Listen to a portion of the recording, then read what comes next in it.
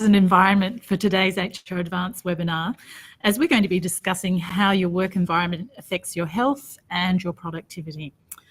I'm Alison Williams, Managing Editor at HR Advance. I'm in charge of the Knowledge Centre, where we keep you up to date with the latest information affecting your workplace. And these webinars are just one way we provide you with information. We also have articles, videos, ebooks and infographics, and you can log on to HR Advance, click on the Knowledge Centre from the homepage and get answers to your common workplace issues. Now, with me today is our guest speaker, Amanda Smith. Amanda is the principal of Purpose People Solutions. They're an HR and leadership coaching and consultancy based in Wollongong in New South Wales. Amanda works in this space of promoting wellbeing at work, both in her own consulting business and in her previous role as Head of People and Culture with AHM Health Insurance. Welcome back to HR Advance, Amanda. Thanks so much, Alison. It's great to be here. Oh, it's really great to have you. Well, we cover all kinds of topics in our HR Advance webinars, as I'm sure you realise already, those of you that have attended before.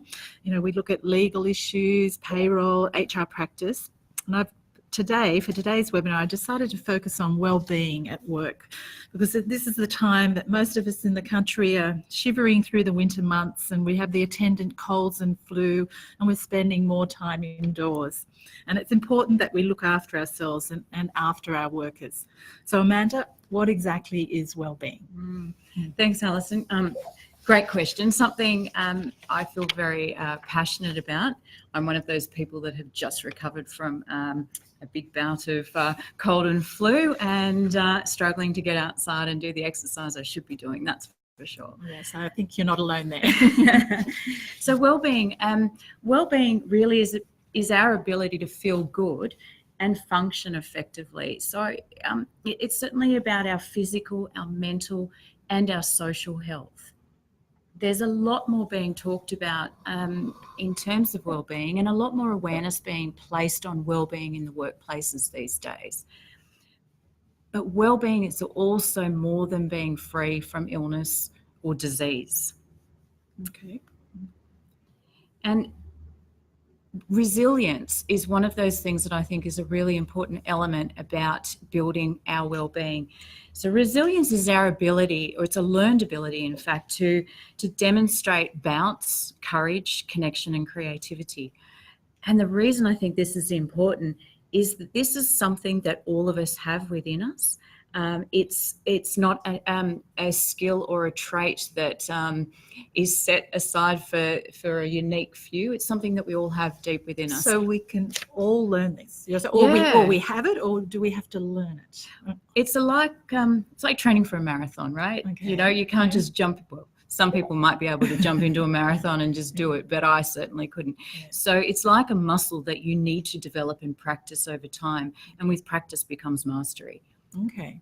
So having that awareness about resilience and the benefits in terms of our own personal well-being, and then what that brings to the workplace, I think is something, I think is really fascinating, to be honest, because resilience it's our ability to recover from setbacks, if you like.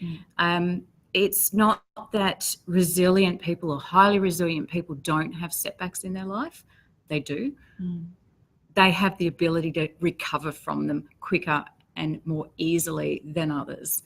And that is why I think having that awareness about we can do something about improving that is something really important, and certainly is beneficial to our overall well-being.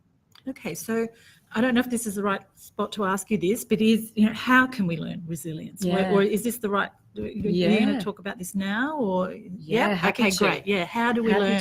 Yes. I think just for me personally, having that awareness around that we are going to have a setback and that everybody has them is really important. And maybe sometimes that's starting to have those conversations with other people so that it's not seen as a failure when you are in that mode for a start.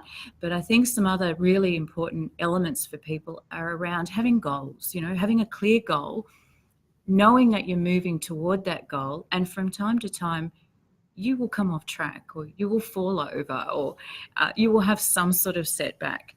but knowing that you can pick yourself back up again, and that sometimes you can't just do that by yourself. You actually need a support crew. You need to have people around you, resources available to you, that know where you're headed, know what that goal is, that will help you get back up, that will give you some encouragement, will help you refocus and put one foot in front of another again. So it sounds like there's really a role there for, if thinking about employers, is they really need to be coaches almost, because if you want a high performing team, a team that's got well-being, they need to be told that it may be, yes, okay, you haven't done so well here, but this is the path forward. I think that you're spot on. I think that in a workplace, we're not alone, and we're not an island in that sense. We need support from everybody around us. And the role of that line manager or a coach within the business is incredibly important for all of those reasons.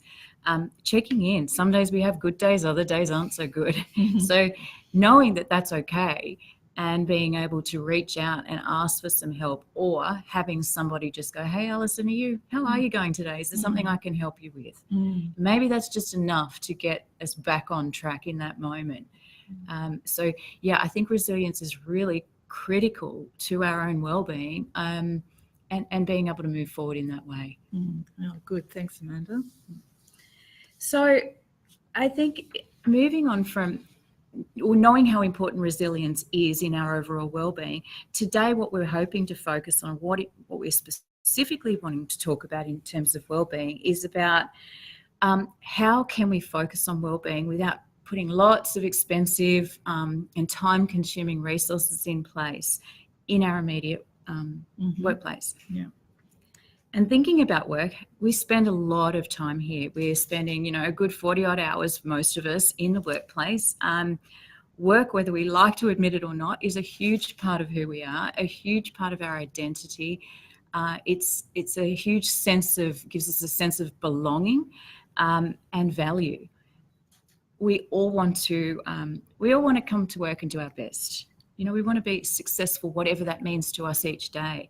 And we don't set out not to do those things. We want to be working as optimally as we can. So this is a huge part of who we are and our well-being. So it makes me wonder about, if my well-being isn't strong in that moment, what effect is that having on my performance? Well, I can't imagine it's having a very positive effect on performance. Exactly. So why does it matter? So what we do know from research is that people with higher levels of well-being are more sociable, they're more energetic, they're more charitable, which I think is really interesting. Yes. So we're more generous in the time that we give, in the support we provide to others, perhaps even to community activities.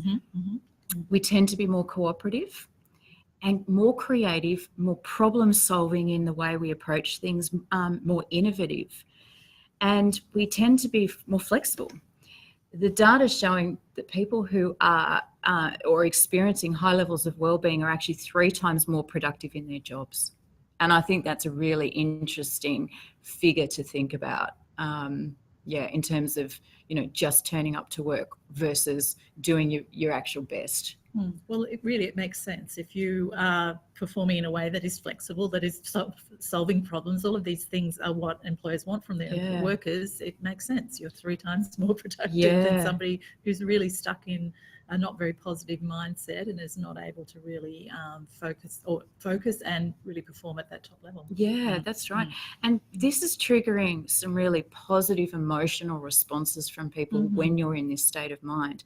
We also know that our positive emotions, or our emotions generally, are highly contagious. So imagine a place where people really are, or a majority of people are performing at their very best. They're getting high senses of satisfaction and positive emotions happening as a result of doing something well and being productive, and that flow on and ripple effect into other people's workday. And I think that's pretty cool. Yeah. Obviously, people who are experiencing higher levels of well-being are more resilient in the face of hardship. Again, going back to what we talked about, being able to get back up again, face into those setbacks, respond to the setbacks also in their rightful place, that it doesn't become overly personal perhaps. It's able to be managed in a really constructive and healthy way and moving forward. And then also people who are experiencing high levels of wellbeing are actually physically healthier and happier. Which is a good thing in the middle of winter. Completely. Yes. What businesses can expect to see, though, on the flip side is, or they're less likely to see, high rates of absenteeism. You will see less rates of workplace conflict and things like bullying and harassment and stress claims, poor leadership behaviours. All of those things start to contribute to an environment that's not conducive to well-being, and it's a very hard cycle to break once you're in that space. Yes. I'm sure we've all worked in workplaces like that.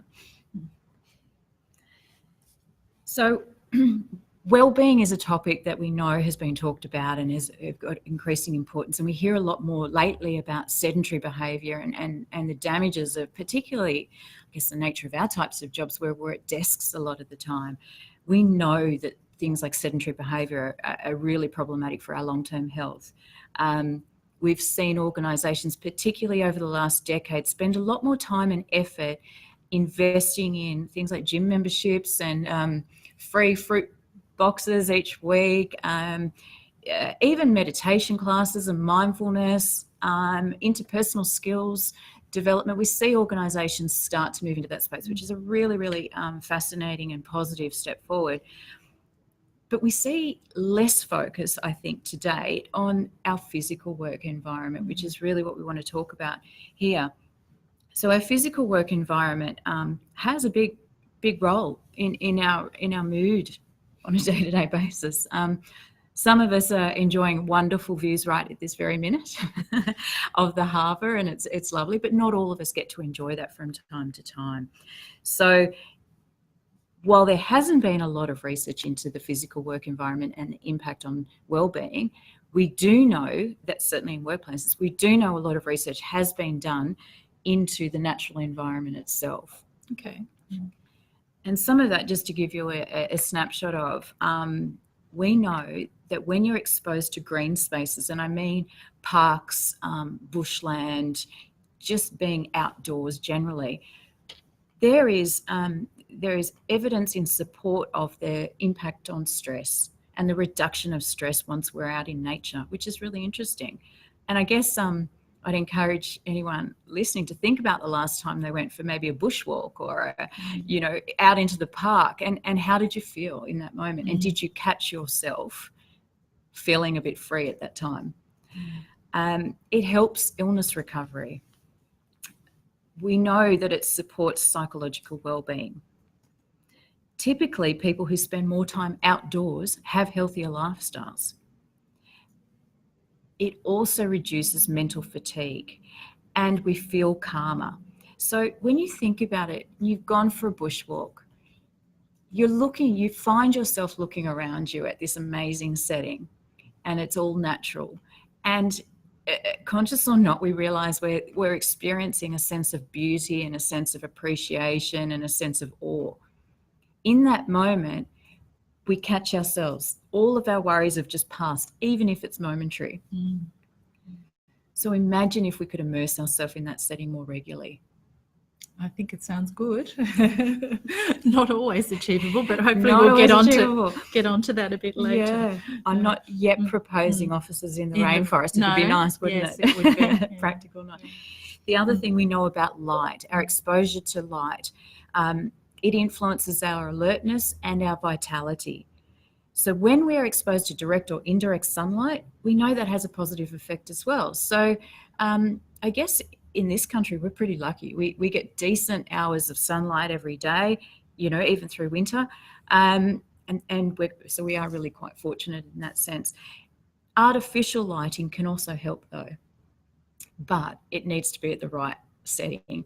So if the mood is too bright or too low, our mood will drop. So it's a difficult balance, but it can have the effect of lifting our mood and making it positive.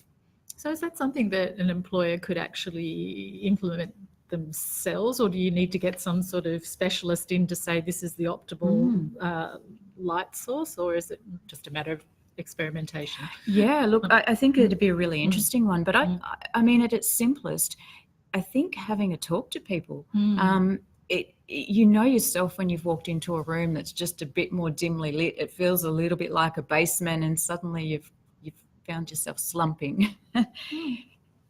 Yeah, Taking notice of those things, I think, is a really important thing. And maybe this is a good conversation to be having in your workplace and your team. Can something be done about it? Maybe, maybe not. But having that awareness, because sometimes these things could be just a simple fix. Okay, no, I take that on board, and I'm going to think about that when I get back into my workspace. Great. So when you are thinking about your physical environment, and I really appreciate that most of us don't have direct control or influence over where we work each day. Some of us do. So I've tried to think about this in a really simple way. Is there something that each of us could do each day, or to make our workspace just a little bit more lively, if you like? So consider the lighting. Perhaps you can't adjust the light setting. Could you introduce a little lamp perhaps nearby? What about office plants? I know some workplaces won't allow them at all, but others will. If you can, maybe this is something that you can do. If you can't get out amongst nature, can you bring some of that indoors? And indoor plants are the big trend recently that's come through. You know, it's all the design magazines, it's all indoor plants. So you shouldn't have too much trouble getting hold of them. Yeah, that's right.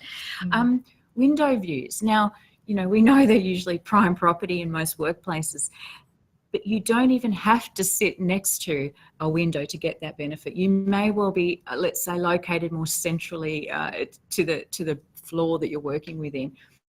But even just having that exposure, or being able to use a meeting room, or going to a lunchroom that has greater access in the day, how do you try and gain some additional exposure that you may not have had sitting at your desk? Pictures or paintings.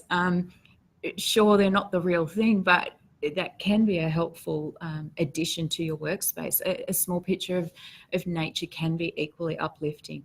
I've seen workplaces that are really in some fairly dungeon-like areas, if you like, but imagine a massive big mural of nature. Can you have something like that that can just help implement a different mood in your workplace that's a little bit more uplifting and make it a little bit more vibrant?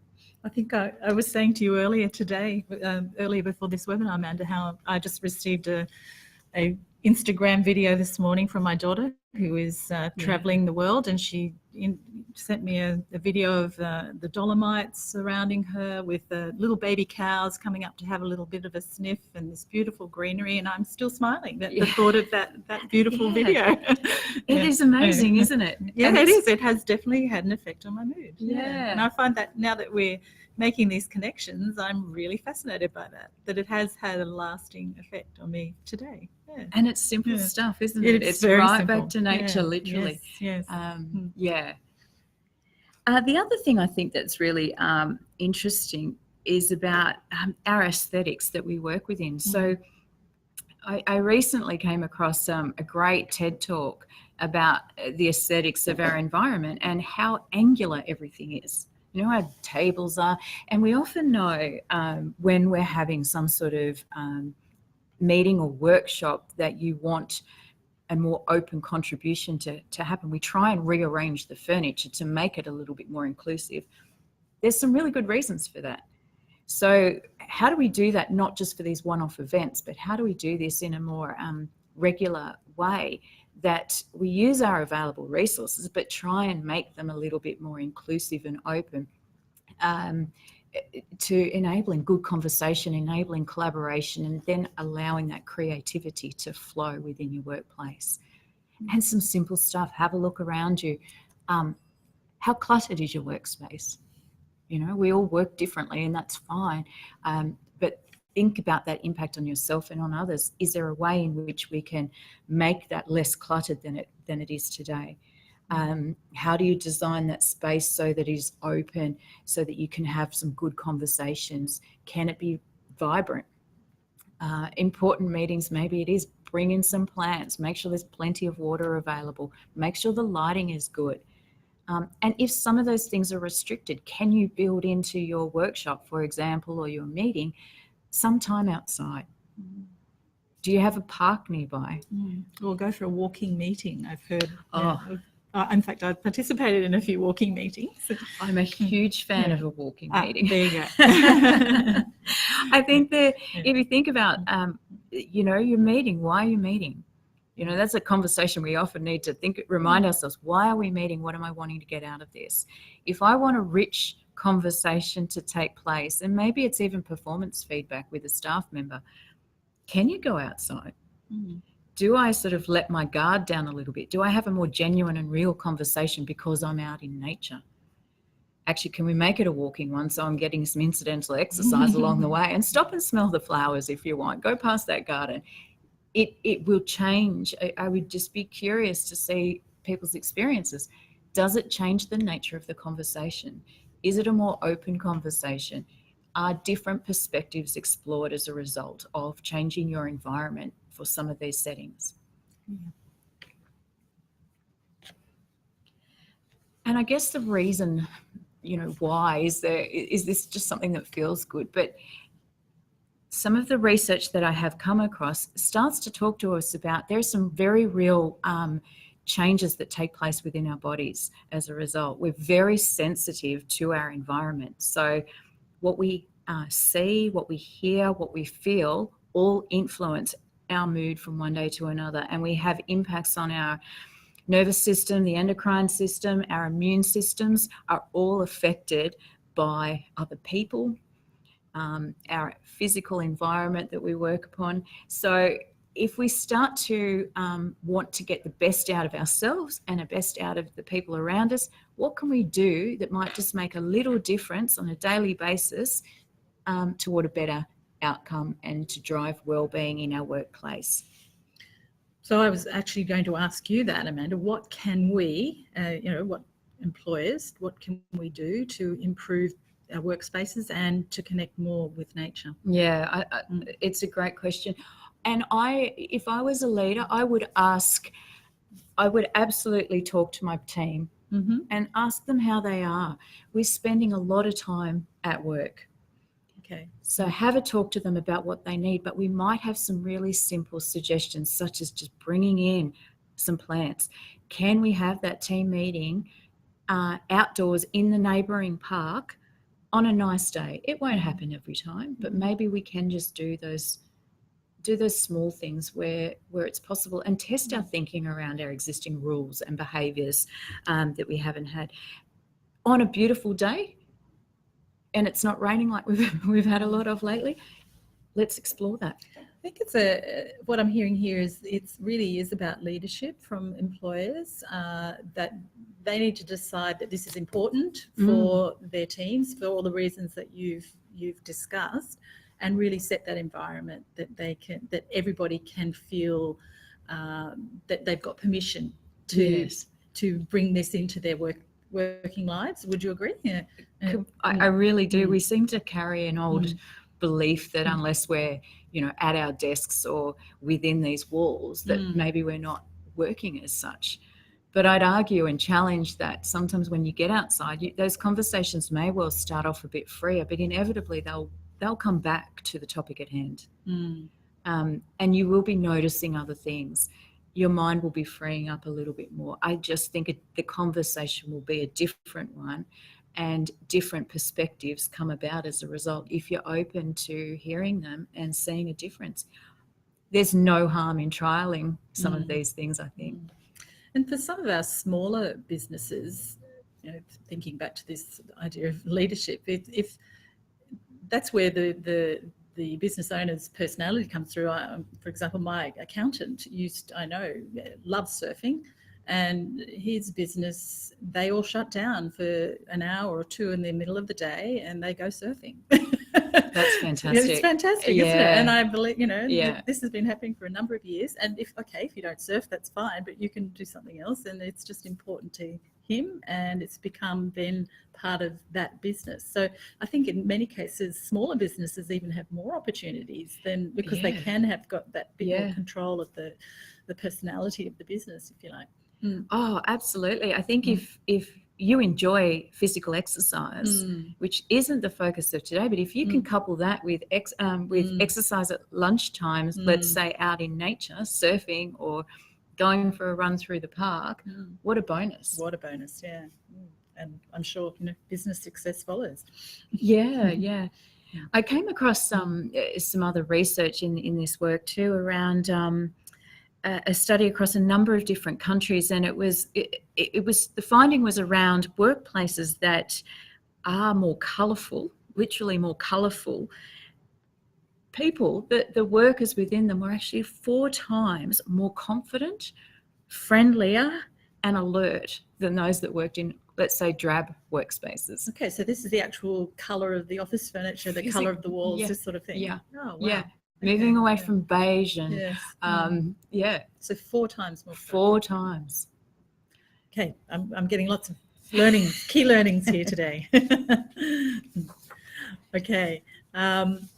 So I suppose maybe we've talked about getting out into the sunlight, going surfing, the fresh air, all of those things. But what is one thing that anyone can do right now to improve their well-being at work? So whoever's listening today, what could they do? Yeah, and you might be thinking, yeah, sure, I can't influence my direct workplace. But you can think about maybe how you get to work and get home each day. Is there can you walk through the park on the way through? Can you take a slightly different route to be in amongst nature, even if it's fleeting, even if you're driving past it? It's not. It may not be the same as taking an hour-long walk in the Blue Mountains, but it certainly can change and affect your mood. And I think the other thing is just starting to notice this. A little bit like the Instagram photo this morning. You catch yourself in awe. You can catch yourself going, wow, isn't that harbour spectacular? And imagine if you do that day on day. Can you get out at lunchtime? I mean, I'm a classic for thinking I need to work through lunchtime because it's more productive, but is it? Well, I was actually going to ask you, Amanda, what do you do? What have you got, what's your personal go-to tip? Look, from time to time it can be tough, but I really do try to make sure that I at least get out for a walk. And I'm really fortunate for where I live. I've got parkland nearby, I've got a backyard, and I've got the beach. So I make sure that I get a walk down to the beach and I just watch it, and I think it's fabulous. And it can be 10 minutes. Yes, but I just try and do that to set myself up for the day. And if it's the end of the day, maybe it's an opportunity to reflect on, what went well. What went well, and what would I do differently if I had my time over again, and then move on from that. And just starting to notice how I feel differently about it. Okay, yeah, thanks. That's a really good tip. 2 really good tips there. Now, I think that's brought us to the end of today's webinar. I really want to thank you, Amanda, for really drawing all this to our attention. And I think I've learnt a lot, and I really hope you listening out there have as well. I'm glad you could take the time out of your work days to find out more about wellbeing at work. So if you do have any further questions, you can contact me at customerservice@hradvance.com.au. And as always, the HR Advance platform is there to assist you in managing your HR work. Don't forget, HR Advance subscribers have access to the Workplace Advice Line. It's free to premium subscribers. And if you happen to have your particular HR questions, do keep an eye out on your newsletter for details of our webinar for next month. And at the end of today's presentation, you will be receiving an email with the video, so you can revisit it and hear all about wellbeing at work at any time. Thank you again for listening today. Bye.